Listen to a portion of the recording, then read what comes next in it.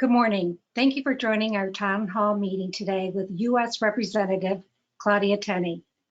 Today we have conversation on transportation funding issues affecting New Yorkers.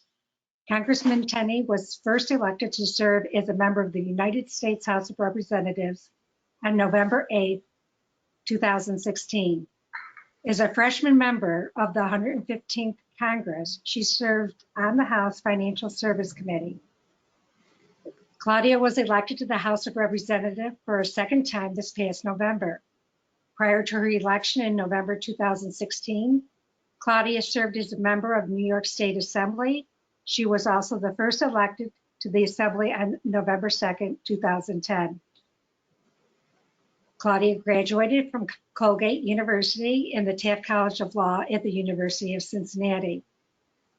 Apart from the influence of Claudia's family and her legal training, Claudia's approach to public service has been shaped by experiences beyond politics. Claudia was the only American employed by the Consulate General of Yugoslavia, which led to her strong relationship with the large Bosnian refugee population that is currently in the Utica area. She also published and produced the first Bosnian newspaper in Utica. Claudia also remains an active member of her community, serving on numerous boards and volunteer organizations throughout our district. Welcome, Congresswoman Tenney. Thank you. There's certainly no shortage of issues to talk about this morning, and I would like our conversation to focus on something that directly affects our AAA members and all of our motorists, a discussion about individual mobility and America's transportation future.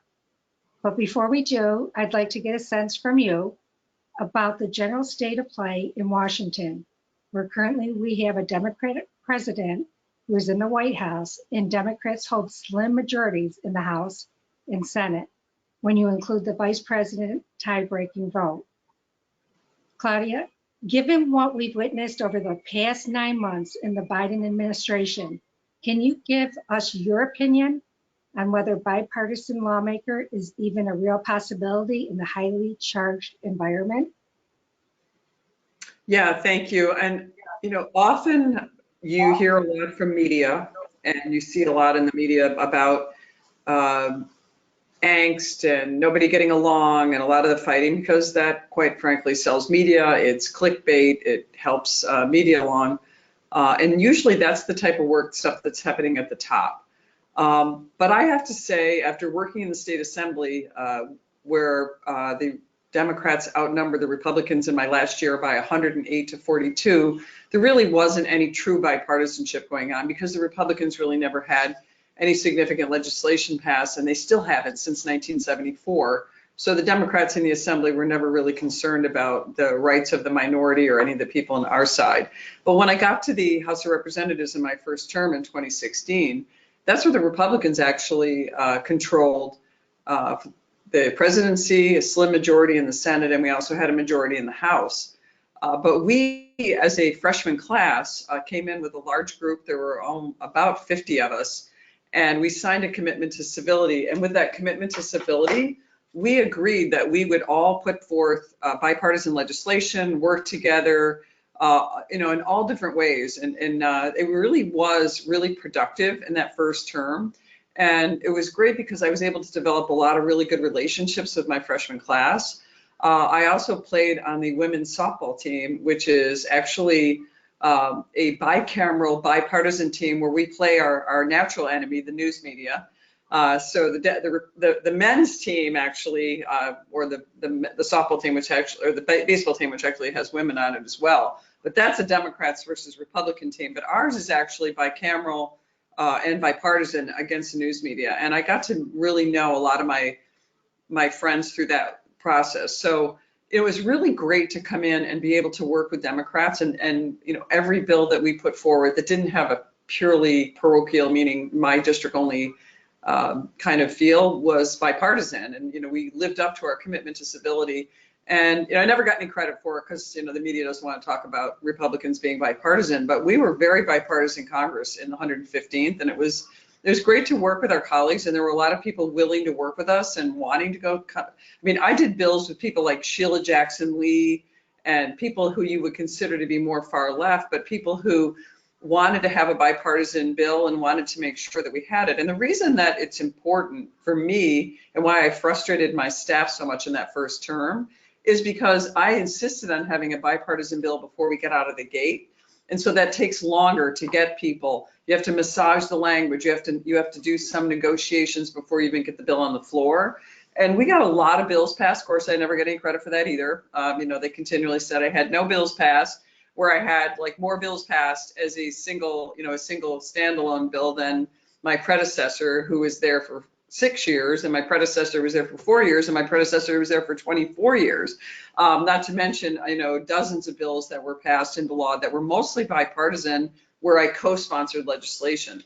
So the reason I'm telling you that is that things really changed in 2018 when the far left progressives, led a lot by the Justice Democrats and AOC, particularly out of New York, were able to actually defeat between 18 and 20, 18 Democrats who were either assembly members, Senate members, or even members in the House of Representatives, Crowley, Elliot Engel, and others. And now this far left group is really kind of the tail wagging the dog. And I find that so many of my colleagues who I came in with in the 115th Congress are afraid or worried about working with us because they're afraid of a primary coming from their left and to coming to working with us. And so that, to me, I think that's one of the biggest problems. And that's why, we do have a lot of legislation that is bipartisan. We're getting people on our bills, but the reluctance is definitely there on the part of Democrats who don't want to actually be threatened with a primary because, quite honestly, the far left has a big audience. They have a lot of steam, and they're controlling the debate in Washington, which is why you're seeing the biggest issue right now is the transportation coupled with the reconciliation bill. And the reason that bill is so significant is that any of you who are constitutionalists should know that all appropriations under our Constitution must begin with the House of Representatives, not the Senate. But yet this whole reconciliation package, including the infrastructure package, was originated in the Budget Committee in the Senate by Bernie Sanders, who is an unapologetic socialist, communist, whatever you want to call him. I lived, as you announced in my opening remarks, I lived in a socialist/communist country in Yugoslavia.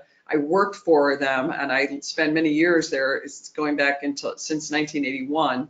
So I've seen the changes. So that kind of caused a lot of problem with some of these so-called moderate Democrats. Now this budget, came back, and it was much more aggressive, much more, I think, damaging to our small business community than even the Build Back Better agenda that was put out by President Biden. So the question is, now we've got to get this bill in a position where it's originating out of the House, where we're dealing with appropriations. We're not doing it on regular order, and that means that each provision is coming out of the committees of jurisdiction. We're doing this bill on a Rules Committee vote, which means there's no Republicans in the room discussing and negotiating any of this bill. There are no Republicans part of this process, which reminds me a lot of the one-party rule in Albany. And I don't mean to get partisan here, but if you are a Democrat, you should not want this bill to come out in this partisan way. We should have all sides in the room. And that's what really concerns me, is that we need to go back to, the give and take of the parties advancing their side, and then, each side has to make some kind of compromise, based on the bill, which is why my bipartisan bill making process was to get the Democrats on my bill out of the gate. And we haven't done that. And that's what we need to go back to doing. I've talked in private meetings with a lot of the Democrats. They're very worried about the fact that we're not doing this. And now that the public is finding out a lot of the provisions of this bill, they're not happy with it. Now, that being said, there's a lot of things I don't like about the bill, but there are a few things that are good that would definitely impact, AAA members and people that are interested in our local communities. And the part that we've been working on with the Biden administration and their liaison is particularly when it has to do with our infrastructure, dealing with bridges, roads, water, and especially broadband, because there's a great aspect of the broadband in that bill, which we're trying to preserve without having to get this bill that would really transform, our small business community, would eviscerate basically, the ability to be a small business owner, which is going to negatively impact your industry as well. So, but I love some of the provisions on as I said, on the broadband. It actually recognized the importance of having small rural communities. And now in my district, the village of Sherburne is now a test site for trying this municipal approach to providing broadband, intranet, getting connectivity to people in rural areas, making sure that children who can't get to school or adults who need telehealth, people who can do their banking transactions, who may not want to be on the World Wide Web, but want to be able to access banking in their communities. All kinds of flexible programs that can be done on the municipal level. And that's one of the things we're working with the Biden administration on, and I really like that part of it. And I do know we need roads, bridges, we need to have infrastructure in a lot of ways, but so much of the bill is not focused on that, it's focused on other issues. But as far as bipartisanship, I do think it's not dead. But I think, unfortunately, people like AOC, with what, 12 or 13 million followers on Twitter and a very charismatic person that she is. I mean, I don't agree with her political views, but she's able to really push us to a way where a lot of these people who would be on our side or we'd be working together with are reluctant to do that. And that's my view of it. That's just my opinion on what I see and what I hear and when I talk to people. And I see the definite contrast in when I was in my first term and the change that has happened since 2018. It's a long answer, but I think I've touched on a number of issues. And I also think one other key factor in all of this is I think leadership under Nancy Pelosi is unprecedented. She has changed the rules so that we have never seen before in the history of our Congress, where Republicans aren't allowed to get bills in. It reminds me of Albany again. The rules have changed to really favor a really partisan agenda as opposed to a bipartisan agenda. Whether it's putting our motions on the floor, getting legislation on the floor, running everything through Rules Committee, again, not going through committees of jurisdiction, whether it's financial services or energy and commerce or veterans or ag and all this. It all is going through the elite at the top, in a very centralized way instead of what's properly done in appropriations. And so what they call regular order with appropriations is passing 12 appropriations bills through the process, an exhaustive committee process with testimony and hearings and people coming before that committee to, bring forth those policies and then passing those out of the committee and getting them to the floor. The first time we did that in 10 years was in 2017. The last time we did that was in 2018, I believe. So we haven't been able to get back to regular order, which is unfortunate. And that's what I think if Nancy were encouraging, Speaker Pelosi were encouraging a bipartisan type of way and not changing the rules of Congress with such a slim majority, I think you would be seeing people more willing to work together. So I do hope that, she's on her farewell tour and we get a new leadership. We could potentially have a New York a person, possibly Hakeem Jeffries is next in line. He's definitely probably among the most talented on the Democrat side. He used to sit next to me in the state assembly. And I think that he would probably operate a little differently than Nancy Pelosi is right now. So, I mean, obviously that sounds very partisan, but it's just the harsh reality of what's happening in Washington right now. And I know the Biden administration would like to see more of this stuff compromised in some way, but I really don't think that they have a lot of control over what's happening. And you're seeing, of course, all this bottlenecked in the Senate with that close, as Patty mentioned up top. We have a very close Senate where, the tie break is really the vice president, and we still have Senator Manchin and Senator Sinema kind of holding the line here without approving of it. So, and we can get into specifics on each element too, if you want. That's okay. We have many other questions that we really want to present to you, and I appreciate it. And I know you answered this partly, but I'm just going to go over it again if you just want to give a response. Focusing now on transportation-related matters, the American public heard repeatedly over the last several years about the wisdom of tackling infrastructures, and sometimes that would garner bipartisan support in Washington. Yet a broad infrastructure bill never really got off the ground. In your mind, what are the prospects of getting President Biden's $1.2 trillion package over the finish line? And do you support it as is? And if not, do you have an alternative to his plan? Yeah, thank you. Yeah, first of all, obviously President Trump ran on and campaigned heavily on an infrastructure bill. And unfortunately, the Senate just would never support his infrastructure projects. And so we never got an infrastructure bill. Although, the truth is we've been doing infrastructure in budget bills since the beginning of this Congress, beginning of Congress. We always have huge components of infrastructure. I mean, I brought millions and millions of dollars back to our communities in my first term for all kinds of infrastructure projects that were brought to local communities. We also brought tens of millions of dollars through the community service block grant programs, the community development block grant programs that were used for, in many cases, infrastructure, water, fire, so many other infrastructure projects that were brought in. So when people say we've never really had an infrastructure bill, we've been investing in infrastructure for a century. We just haven't done it in such a way that is breathtaking like this is. So there are parts of the infrastructure bill, as I indicated, I really like. I mean, I like the broadband. I like investing in the roads and bridges in some of the areas where our local and state governments have not been able to fulfill that, particularly in New York, where most of the roads in New York State are local roads, a huge percentage. I think it's over 90% or roughly. That is usually funded through the state government programs, which is known as the CHIPS funding, the Consolidated Highway Funds. And those have been, usually they've been fairly low, although last year they got a surge, finally, something. But when I was serving in the assembly, they were typically flat. So we did get a little bit extra because of the situation with the COVID relief funds that we were able to use to finally give CHIPS a boost, which really helps our local governments and really helps, dealing with, maintaining our roads. Although, again, a lot of what we do with our roads, and you can talk to anyone in the paving industry, is a lot of it's a Band-Aid approach. We don't really overhaul and fix our infrastructure. We just kind of put, for lack of a better term, duct tape on it. And I say that kind of as a joke because in our family business, we spend millions of dollars on equipment, including presses. We do pharmaceutical packaging and printing. And I walked in after, paying this huge debt service on a press and look and see they've got it taped together with duct tape. That's a lot of what we're doing, unfortunately, with government. We need to really invest in real infrastructure.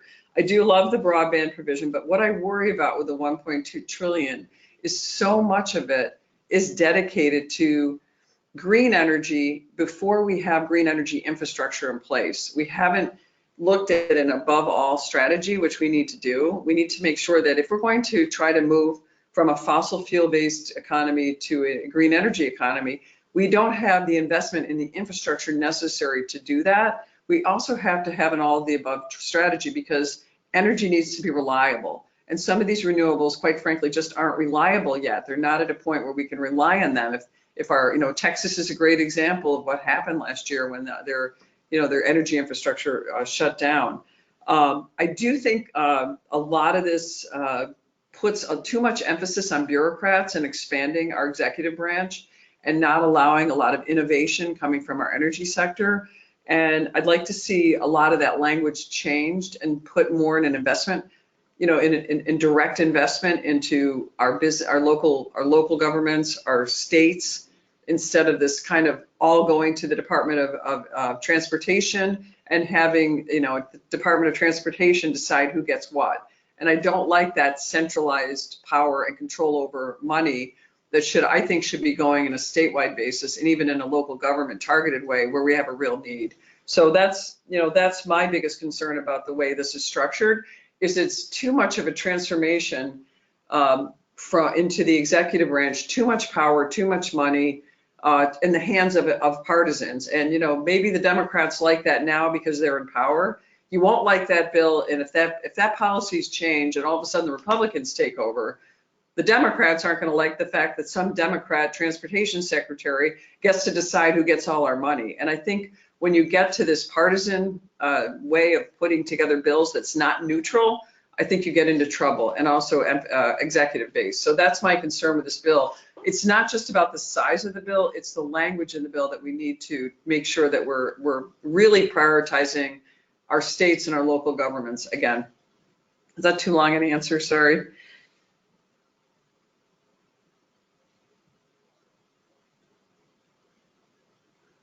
Got the next one? Okay.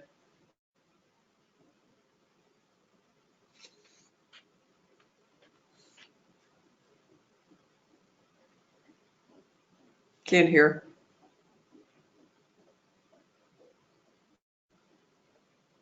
Just got a mute button Can on. you hear me now? Now, there you Can go. you hear me Okay. now?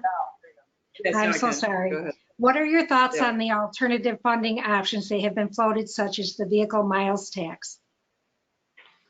You know, I don't like taxes because I know that how much it's going to negatively impact our communities because we have such high taxes right now, particularly on gas. New York is among the high, I think we're in the top 10 highest gas tax. So I think the vehicle miles tax is really going to be a problem when you're dealing with people who are at a disadvantage, who are running companies, maybe small trucking operations. You know, I do think that it just seems like it's not fair the way it's being presented. I also worry about actually disclosing how many miles where everybody is, and it gets to that the spying aspect of it, where we're getting so into the weeds and over regulating to the point where we're turning everything over to government. I don't like that aspect of it. I feel like it's not a good thing. It reminds me a lot of the fact that we're going to go through every $600 transaction or even $10,000 transactions over an aggregate of a year. That's a dangerous road we're going down. And actually, I find that that is one of the most disliked provisions in this budget bill than anything that I've heard from people lately. There's a lot, but that one seems to be getting a lot of steam.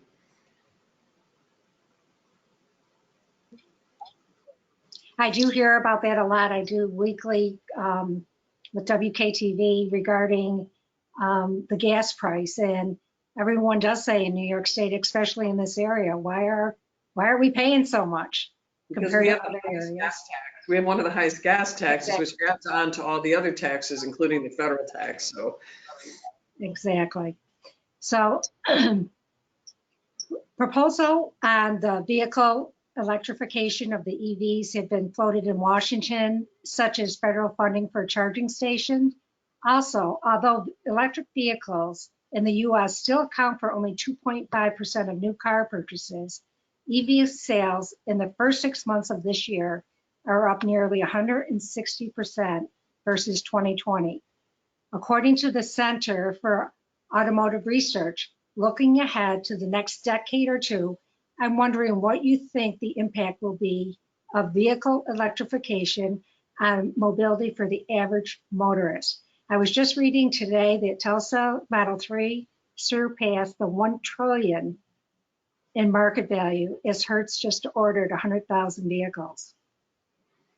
yeah, I think that the problem, I mean, I'm supportive of them. I like the hybrids also, but I think the problem with this situation is with the electric vehicles is that it needs to be competitive, not based on government subsidies. And that's what worries me. We're doing so much subsidization of this, and government subsidies lead to an imbalance in the marketplace. And we also have to remember that when you're dealing with subsidies and electrification, who's driving that grid? What are we doing to supplement and bolster the grid so that we can power these electric stations?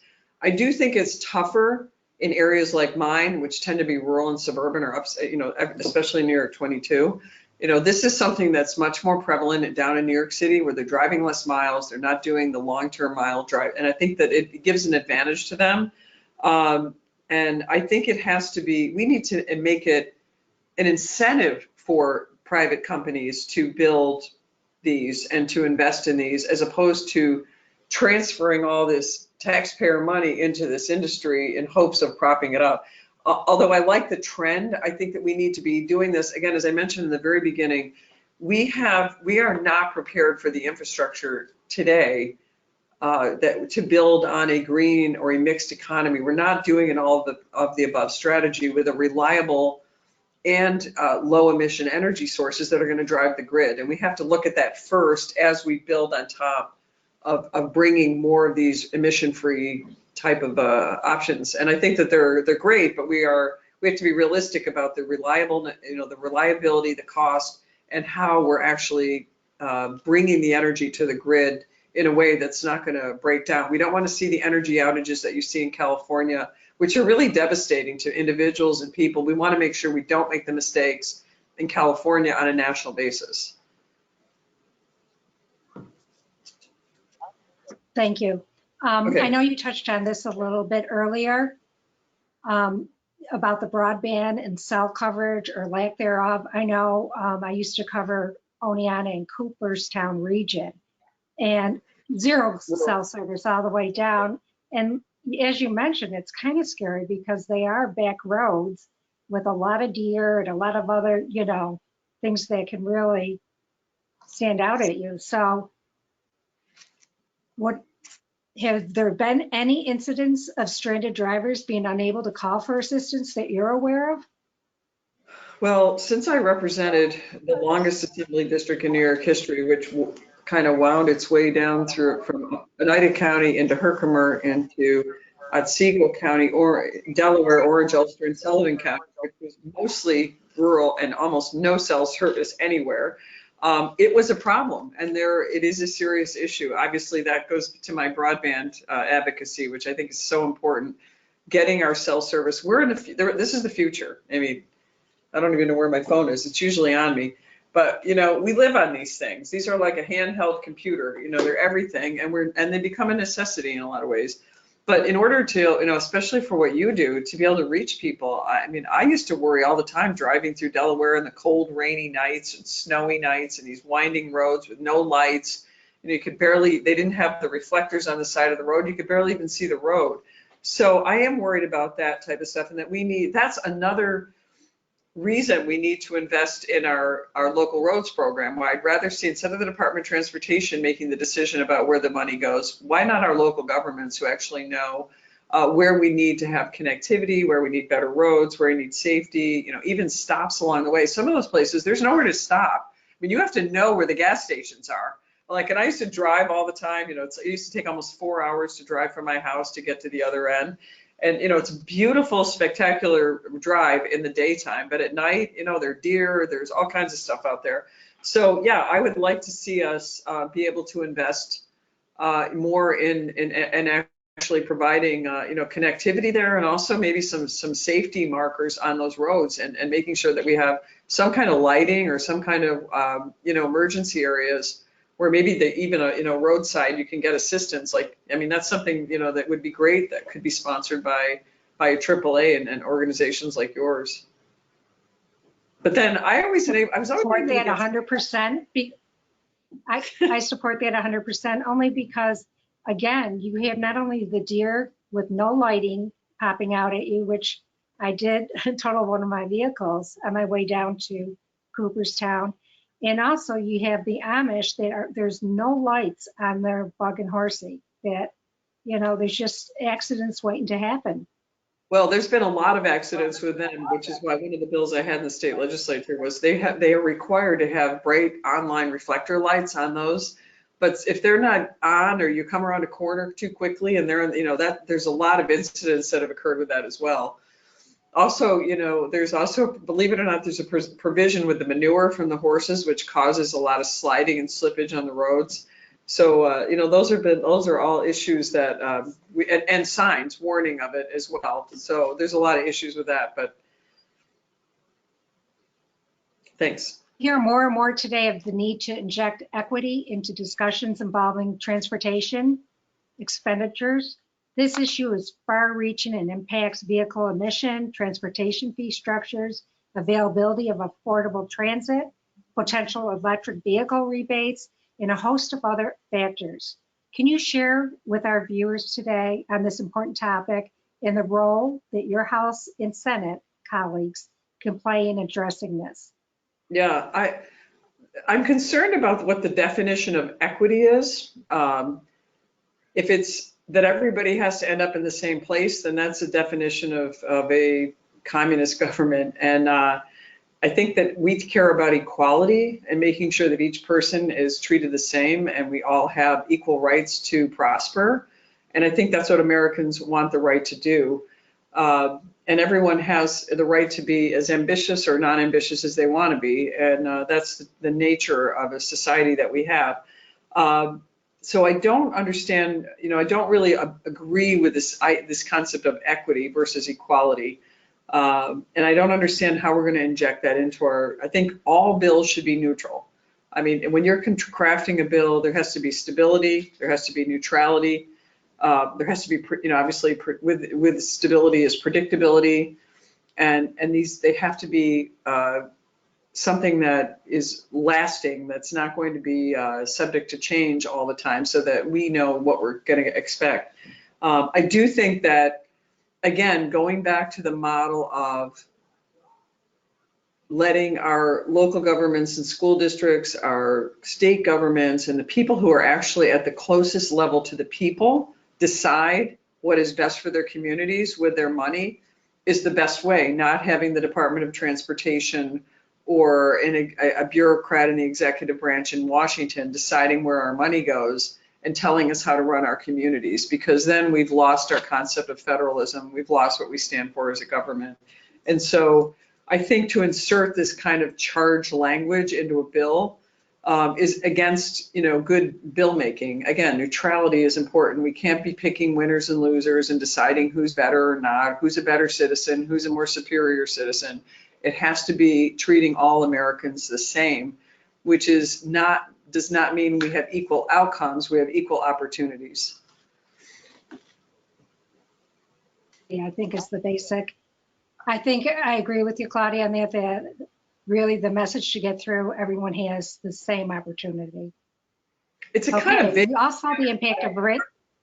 So, it's vague. It's not real clear what's in there. Right. Go ahead, sorry. We all saw the impact of ransomware. I'm sorry, go ahead. No, go ahead, I'm ready. Okay, we all saw the impact of ransomware incident related to the Colonial Pipeline earlier this year. Is there an opportunity here in which the private sector could better collaborate with government to leverage the wealth of intel available to combat these cybersecurity threats that we're having? Yeah, and interestingly enough, in some cases, the private sector actually is in a better position to do the work on detecting that. But we also have great institutions like the Air Force Research Lab Directorate, one we have in Rome, we have them around the country, that are focused on cyber and bringing us really new technology, cutting edge work that they're doing on quantum physics, quantum, they're really getting to the heart of cybersecurity in all different ways that we can attack this. And this is a problem going forward. It's going to be, I think we need to invest a lot of our money, not just our infrastructure money, but the Department of Defense is focused on this. I do think the private sector can provide certain amount of security, and I worry. One of the things that that's a great example of this that I remember when I served in Congress or in the Assembly, is that we came up with these disclosure laws for banks, and banks were spending billions of dollars to protect the identity of their customers because they had the ability to do that, and they knew that was their most important client, is their customer, and that's the people they have to protect, because that's the essence of what banking, the trust between a customer and banking. And then New York State under Governor Cuomo decided, well, you need to turn over all that information to the state so that we can monitor and see, make sure that we can protect them. But unfortunately, the state didn't have the resources and the money to protect in the way the private banks did. And so we put ourselves at risk, and you've seen ransomware problems. Even in my election, my famous kind of election this year, there was a ransomware attack on the Shenango County, which shut them down. And this is going to continue to happen. We need to invest in. I think it's really important. We have great minds working on this, but I do think the private sector can work in a public-private type partnership with the government to make sure that we take the best of what each can offer, because our security is priority number one. And that's actually the role of the federal government, is to protect the security of our nation. And that's the future. China is very clever in coming up with ways to break through our cyber, and they've been doing it. And not just, the pipeline, our food supply, there's other ways that they're going to be doing this as we become more and more reliant on these things, to run our life. And so that I do think there's a lot of opportunities there. I think we're working on those. Actually, I think the administration's got some ideas somewhat connected to the broadband issue, but you know, toward the future. We are funding, though, a lot of Department of Defense initiatives to work on these cybersecurity threats, and we need to continue to do that because our competitors are lapping us on this. They're ahead of us. China is ahead of us. You know, the Chinese just sent a hypersonic missile around the world, and we didn't know about it until we saw it in a press release. So we need to get ahead of them. We need to be on top of these things, and thankfully, you know, we're doubling down on that now, I hope. Okay, we have one last question here, and it's regarding reconstruction, revitalization of downtown Utica.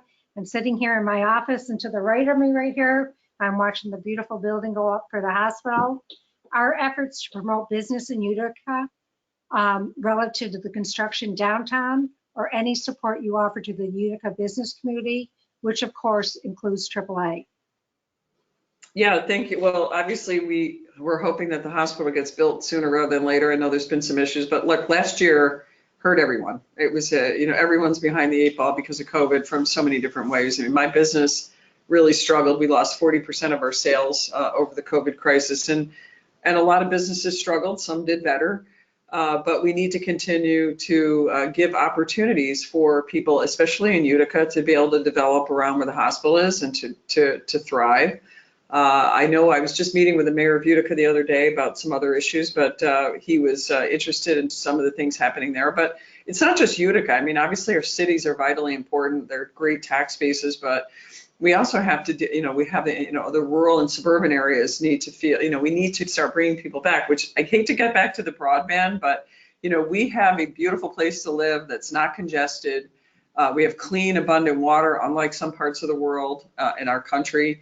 And people are leaving because of the, you know, tax unfriendly nature of New York State. But a lot of people, one, you know, positive thing about COVID is a lot of people left New York City and the big city areas and moved to an area like ours where we naturally socially distance because we don't have a lot of choices. But we have an ability to provide that telework environment where you can enjoy, you know, hiking and skiing and all the great things we have to offer in our communities. And then you don't have to live in a cluttered city, but you can work for, you know, a Fortune 500 company. And that's what I think what we're offering in our communities. And, you know, a lot of great stuff. I see Utica looks like things are starting to happen downtown and things are starting to happen again. I mean, I remember when Utica, and I had like, I found all the old documents that my dad had from the 60s. You know, Utica once had 100,000 population. You know, so this decline has happened over the course of years, and now the question is, how do we bring everybody back? So, and I think the broadband could be the answer to that, because when everyone's struggling to try to create affordable water, affordable, you know, access to energy and access to land, we have it. And I'm just hoping that that's going to be, you know, not to mention our educational institutions, you know, our great public schools. That should be a draw for a lot of people coming back to our region. So. You know, I live across the street from the house I grew up in. I went to the same public school as my son, my brothers and sisters, and, you know, I had some of the same teachers, incredibly. So that tells you a lot about how good our public school system is. You know, teachers stay for well beyond, I mean, my son's 30 years younger than I am. So, you know, people were still working and beyond their minimum years. So we got a lot of great things to offer our people. We just need to continue to promote it and to let people know that we're here. That's why, if you have anything, to the people in your office, if you have anything that I can highlight or talk about on the House floor, I try to use my 1 and 5 minute opportunities that we get each week to make sure I highlight a business, a great person, a hero, a historical landmark, an historical event, wonderful people. They don't have to be famous. They just have to be people doing great work, businesses, and honoring them so that people know where we stand. I can't tell you how many people didn't even know that the Erie Canal ran through our district, that we started the Industrial Revolution, all these interesting things about Utica. You know, somebody asked me the other day about Dick Clark. I was like, well, Dick Clark is from Utica. You know, some of the things that are happening in our district. You know, I brought the great Burgess Owens, a Super Bowl champion, you know, grew up in a segregated South. I brought him to Utica. We spent the day touring Peterborough, which was the home of the abolitionist movement. Then we went to the Harriet Tubman home up in Auburn. It was just an amazing, awe-inspiring day that people in our community might not even know how important we are in the history of this country and this world. And so send stuff to us, because we want to recognize our community so people realize just how great we really are in our community. How we really started it all. That's my pitch. We live in an absolute beautiful area. I mean, we have so many lakes, so many mountains. Our seasons are just breathtaking, except for maybe January and February. Yeah, But you can, we do. We have a lot to be very thankful for, and it's just unbelievable. And I will definitely keep that in mind, because AAA here does an awful lot to support the community and to support everything around us. And one thing we have done since COVID hit is we've been trying to have these webinars and really outlined when people weren't able to travel or had the fear of travel and were staying inside. We did monthly webinars on the Erie Canal.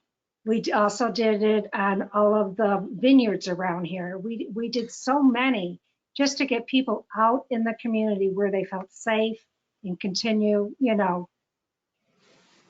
to be satisfied. no, it's just, So I do appreciate, yeah. I know you have another meeting to go to right now. I thank you very much for taking the time out of your busy day to join me in the town hall meeting and answering all the questions. It is my pleasure to join you today in having your office located in our AAA Utica building right here. And I also have to tell you, Claudia, that your team has been wonderful to work with over the recent months. Michael has been unbelievable. I would also like to thank Janet Brown, Alex Stapley, Shawnee Jarvis, and for your help in making this town hall possible. This concludes our session for today. Please, everyone, be safe and enjoy our beautiful fall weather, except for today's heavy rain. From AAA Northeast, this is Patty Artesa. Once again, thank you. Thank you. I appreciate it. Thank you.